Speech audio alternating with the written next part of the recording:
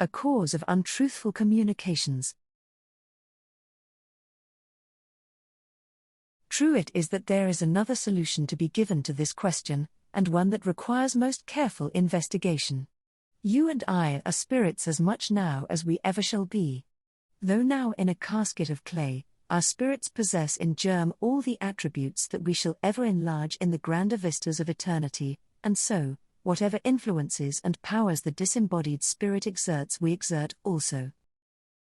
If psychological influence is one of the attributes of the invisible spirit, it is one of the attributes of the visible, and the strong and determined psychology which we exercise upon the communications of the circle constantly bends, deforms, and refracts the truth that we receive.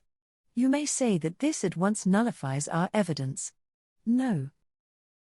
When spiritualism came to us, we had no preconceived opinions to sustain upon it, we were in the attitude of receptivity. We were waiting for the truth, and the voice of the spirits was then unanimous, and the tone of spirit communications was far more universally felt and recognized to be unanimous than it is now.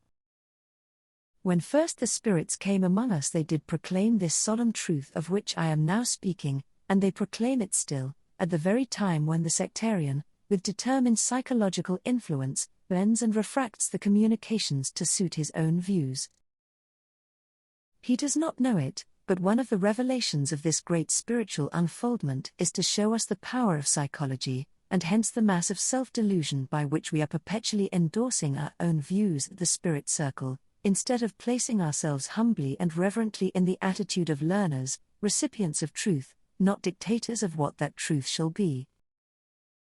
I speak knowingly of that which I utter, for my own ears have heard men make the assertion, at multitudes of circles of this land, that if the highest spirit of the highest spheres were to return and deny the peculiar points of their faith, they would reject and repudiate them, and would have no more fellowship with them.